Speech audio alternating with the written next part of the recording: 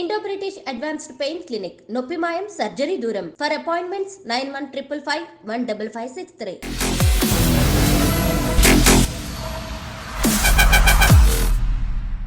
అందరికీ నమస్కారం. Welcome to this candid most sensational conversation I'm going to have. నటి కస్తూరి యాక్టివిస్ట్గా and గతంలో చాలా సందర్భాలలో వివాదాస్పద వ్యాఖ్యలు చేసిన ఒక వ్యక్తిగా వార్తల్లో ఎప్పుడు నలుగుతూనే ఉన్నారు. తాజాగా అందరికీ తెలుసు, తెలుగు వారిని వారు కించపరిచారు అంటూ కొంతమంది ధ్వజమెత్తి నటి కస్తూరిపై మళ్ళీ తిరిగి దాడి చేస్తున్నారు. ఇంతకీ ఏమన్నారు ఆవిడ? మీరంతా ఎవరు అంటే బహుశా తెలుగువారిని ఉద్దేశించి అన్నారేమో అని అన్వయించుకున్నాం. తెలుగువారంతా కూడా తమిళనాట ఉన్నవాళ్ళు 300 సంవత్సరాల క్రితం రాజులకి రాణులకి సపర్యలు చేసే దాసులుగా వచ్చిన వాళ్లే కదా అని అన్నారు. ఇది కించపరచడం కాదా అని తెలుగు సంఘాలు, తెలుగు ప్రజలందరూ కూడా తీవ్రంగా మండిపడ్డారు. ఇవాళ సాక్షాత్తు నటి కస్తూరితో మాట్లాడదాం. ద క్వీన్ ఆఫ్ కాంట్రవర్సీ కస్తూరి గారు, నమస్కారం. వణకం. వణకం, నమస్కారం. తెలుగు మాట్లాడతారా ఇవాళ? తమిళ్ మాట్లాడతారా? అబ్బా, నేను తెలుగుకి కన్వర్ట్ అయిపోయానండి ఎప్పుడో. అంతేనా? అందరూ వచ్చి రిలీజియన్ లో కన్వర్ట్ అవుతారు. నేను 4 years గా ఇక్కడ ఉన్నాను కదా. గృహలక్ష్మి చేస్తున్నప్పుడు నాకు ఇక్కడ ఒక గెస్ట్ హౌస్ ఇచ్చారు. ఆ కమ్యూనిటీని గృహలక్ష్మి అయిపోయింది. అది అయిపోయాక నేను మళ్ళీ చెన్నైకి తిరిగి వెళ్ళాను.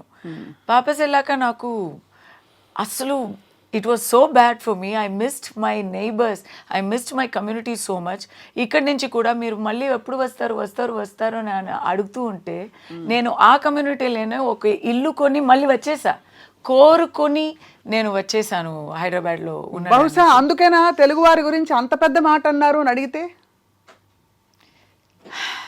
యాక్చువల్గా కస్తూరి గారు ఏమన్నారు? Thank you for asking me that question. Because నేను కూడా చాలా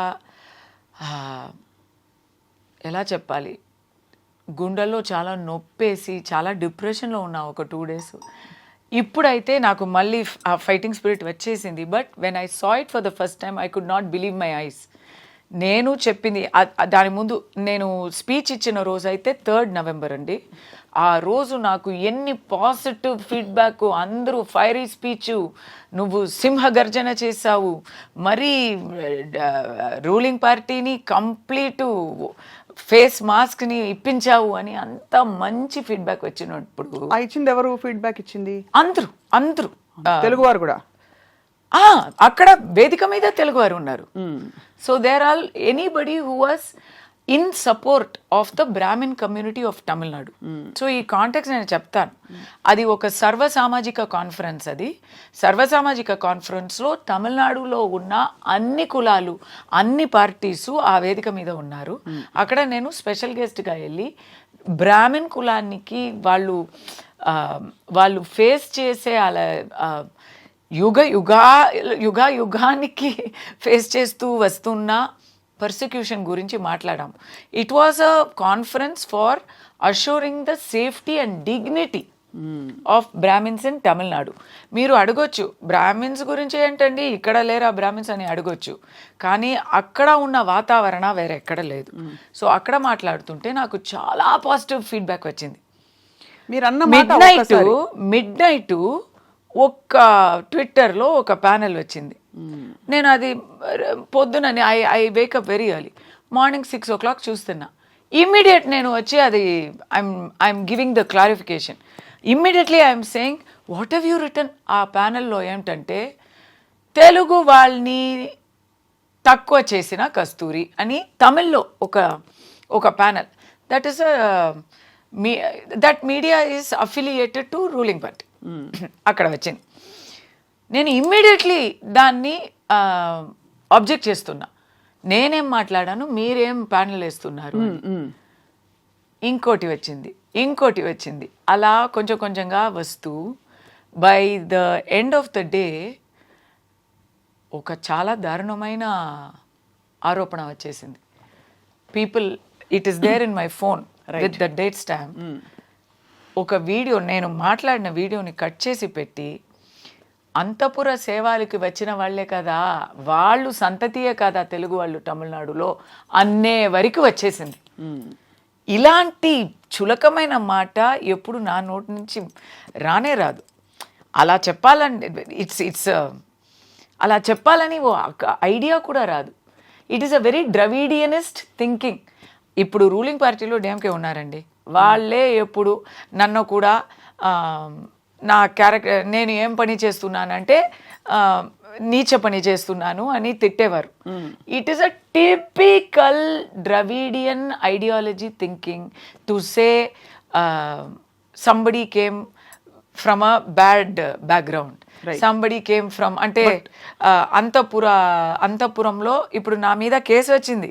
I have criminal case and counting everyday. ఎందుకంటే ఫస్ట్ ఒకరు వచ్చి పబ్లిసిటీ అయింది కదా, వాళ్ళకి బాగా పబ్లిసిటీ అయినప్పుడు అందరికీ పోటాపోటీ వచ్చేసింది, వాళ్ళకి పబ్లిసిటీ వచ్చేసింది. ఒక తెలుగు సంఘం, దెర్ ఆర్ తెలుగు సంఘం, then there is a Naidu సంఘం, then there is a Boyar సంఘం. But these are not the only సంఘమ్స్, దేర్ ఆర్ మెనీ అసోసియేషన్స్. దాంట్లో ఎవరైనా ఒక somebody want some newsworthiness ante this became their opportunity. They are all putting yesterday you should read that FIR, it's very funny. He has said openly in his complaint, Naidu స్త్రీలోని నాయుడు మహిళని కస్తూరి వేరే టైప్లో portray చేసింది.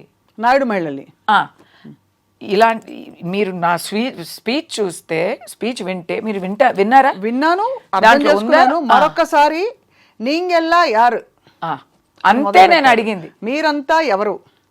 300 ఏళ్ల క్రితం రాజులకి అంతఃపురాలలో సేవకులుగా ఉంటూ ఈ రోజు తమిళనాడులో అంతఃపురాలలో ఉన్న మహిళలకి సేవకులుగా ఉంటూ, I'm not talking about women, I'm talking about men.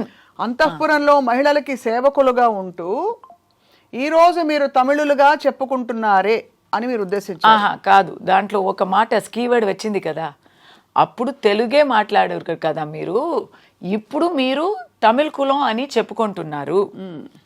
అవును అన్నాను, అక్కడే ప్రాబ్లం వచ్చింది.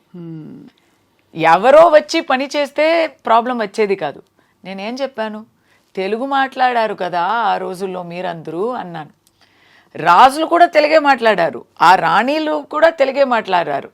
కానీ ఎందుకు నేను తెలుగు మాట్లాడే ఒక్క గ్రూప్ గురించి, ఒక్క కూటం గురించి మాట్లాడుతున్నానంటే, ఆ గ్రూపే backbone of Dravidian Kazhagam, Dravidian Munnetra Kazhagam. They are the backbone of the DMK ruling ideology and their parent body in Tamil Nadu. So are you actually saying you attacked the DMK or that particular group of people?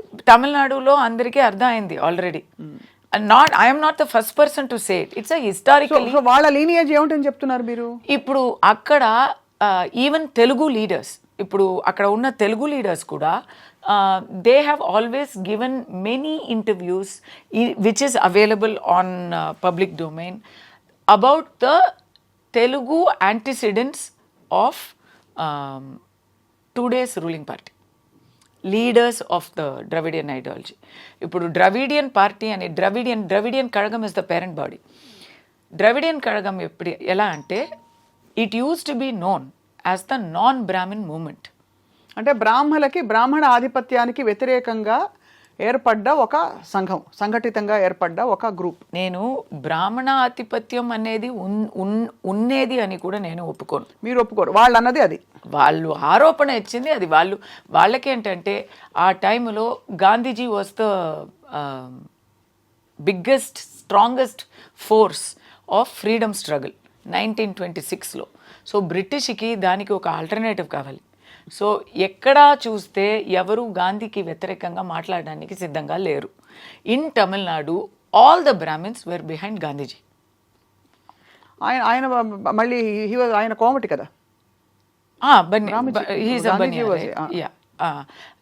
Yes, he was Gujarati వైశ్య వర్ణంలో వచ్చేవారు. But all the Brahmins were doing selfless service as part of the Gandhian movement. అప్పుడు గాంధీకి బదులుగా, గాంధీకి ఎదురుగా ఒక ఐడియాలజీని పెంచాలి అని చాలా ట్రై చేశారు. అప్పుడు మీరు వేరు మేము వేరు కాదండి, అప్పుడు మెడ్రాస్ స్టేటు. అవును, మీరు ఒకటే నేను ఒకటే. సో అప్పుడు అక్కడ స్టార్ట్ అయిన ఆల్టర్నేట్ ఫోర్స్ ఏంటంటే నాన్ బ్రాహ్మిన్ మూమెంట్. ఆ నాన్ బ్రాహ్మణ్ మూమెంట్లో ఎవరెవరు ఉన్నారంటే చాలా అప్రెస్డ్ పీపుల్, చాలా డౌన్ ట్రాడన్ పీపుల్ అని మీరు అనుకుండవచ్చు, చాలా పేదవాళ్ళు అని మీరు అనుకుండవచ్చు కదా. బ్రాహ్మిన్స్ని అపోజ్ చేస్తారు, మేబీ అంబేద్కరైట్స్ వాళ్ళు అప్రెస్ అయిపోయారు అని మీరు అనుకోవచ్చు, కానీ అది కాదు. The founders of the Dravidian movement are Bobbili Raja, Panagal Raja, sir Pitti Thyagarayar who is also a Telugu person, and Mr. Nair, Mr. T.V. Nair, who is a Malayali. And after that, the biggest figurehead of that is Mr. E.V. Ramasamy Nayakar, who is also a Telugu person.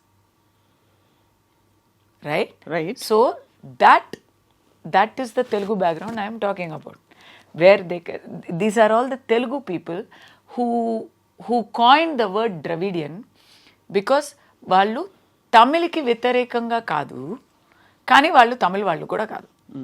వాళ్ళు బ్రాహ్మిన్స్కి విరుద్ధం, Brahmins వాళ్ళని తమిళ్ కాదు అని చెప్తున్నారు. ఇప్పుడు దీని తర్వాత DMK వస్తుంది. DMK is Kalaignar Karunanidhi family. Kalaignar Karunanidhi family గురించి వాళ్ళు పార్టీలో ఉన్న, వాళ్ళు అలయన్స్లో ఉన్న తెలుగు లీడర్సే చెప్పారు. ఏం చెప్పారు? తెలుగు నాయక్ కింగ్స్ ఉన్నారు కదా, ఆ రాజులకి ఎలా చెప్పాలి, ఆ రాజ్యంలోనే ఆ టైంలోనే వచ్చేవారనే చెప్పారు. వాళ్ళు చెప్పింది ఏంటంటే ఇంకా దారుణంగా ఉంటుంది, అది నేను చెప్పడానికి ఇక్కడ సిద్ధంగా లేను. అయితే మీరు ఈ చెప్తున్న ఈ మాట నాకేమనిపిస్తుంది, మీరు బ్రాహ్మణుల ఆధిపత్యాన్నో లేకపోతే స్థానాన్నో చాటడానికి వాళ్ళ మీద ఒక మాట అన్నారా? మొన్న ఫ్లోలో అన్న ఈ మాట లేదు.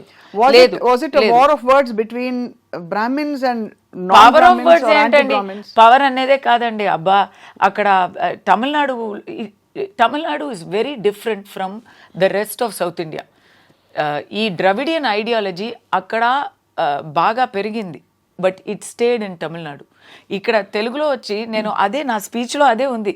దానికి ముందు లైన్లో నేను అడుగుతున్నాను, నేను ఇప్పుడు తెలుగులోనే ఉన్నానండి, గర్వంగా చెప్తున్నాను, నేను హైదరాబాద్లోనే ఉన్నానండి, నేను నా ఫ్రెండ్స్ని అడుగుతున్నాను, మీరందరూ ద్రవిడియన్సా అని అడుగుతాను. ద్రవిడియన్సా చిచి ఏంటి అని అడుగుతారు వాళ్ళు, ఎందుకంటే అలాంటి ఐడెంటిటీ అక్కడ లేనే లేదు, ఇక్కడే అది ఉంది. ద్రవిడియన్స్ అంటే ఎవరు? ద్రవిడియన్స్ అంటే ఎవరంటే తమిళ్ కాకుండా వేరే ఒక భాష మాట్లాడితే, అది ఏ భాష అయినా వేరే భాష మాట్లాడితే అయితే, కానీ తమిళనాడులో తమిళ్స్ మధ్య పాలిటిక్స్ చేయాలంటే ఆ ఒక ఐడియాలజీ తీసుకొచ్చారు. వాళ్ళ ఐడియాలజీలో బ్రాహ్మిన్స్ లేరు, నాన్ బ్రాహ్మిన్ మూమెంట్ కదా అది. So today wherever you go in South India, Brahmins are respected. They are not seen as, ఇప్పుడు తెలుగు బ్రాహ్మిన్స్ని తెలుగు వాళ్ళు కారు అని ఎవరు చెప్పరు. వేరే complaints may be there in any other society, so many different things are there. All that మీరు పక్కన పెడితే ఒక పంతుల వారిని పిలిపించి మీరు తెలుగే కాదే అని ఎవరు చెప్పడానికి అసలు అవకాశమే ఉండదు కదా. కానీ అక్కడ మీరు పరాయి వాళ్ళే కదా. సో అక్కడ బ్రాహ్మణులని మీరు పరాయి వాళ్ళు. బ్రాహ్మణాలంటే, if I'm a Brahmin, my entire Brahmin population is about 3% to 4% of Tamil Nadu's population. వాళ్ళని అన్ని తమిళ్ కల్చర్లోనే వాళ్ళు కలిసి బ్రతుకుతున్నారు. దీస్ పీపుల్ అంటే మళ్ళీ చెప్తున్నా, దీస్ పీపుల్ అని నేను చెప్పేది ఎవరిని? DMK ideologist, DMK followers, DMK cadre, Dravidian ideologist. వాళ్ళకి what are the policies? Anti Brahmana, first anti Brahminism కాదు, ఫస్ట్ నాస్తికం. మీకు తెలీదు కదా ఇదంతా? నాస్తికం తెలుసు, ఎందుకంటే మిస్టర్ ఉదయనిధి సనాతనాన్ని నిర్మూలించాలి అని మాట్లాడారు. ఓకే, నాస్తికం ఒకటి. కానీ అది నాస్తికం అంటే ఇప్పుడు ప్రాక్టీస్లో, ఇప్పుడు నిజాయితీలో అది కంప్లీట్ 100% నాస్తికం కాదు, ఓన్లీ సెలెక్టివ్ నాస్తికం. జీసస్ ఉన్నారు, అల్లా ఉన్నారు, ముస్లిమ్స్ క్రిస్టియన్స్ని మనం బాగా విలువ ఇస్తాము, వాళ్ళని మనం ఒప్పుకుంటాము, కానీ దీపావళి వస్తే ఏమీ ఒక శుభాకాంక్షలు చెప్పము, వినాయక చవితి అంటే చెప్పము. హిందూ వర్డ్స్ కావాలి కానీ హిందూ గాడ్స్ అవసరం లేదు.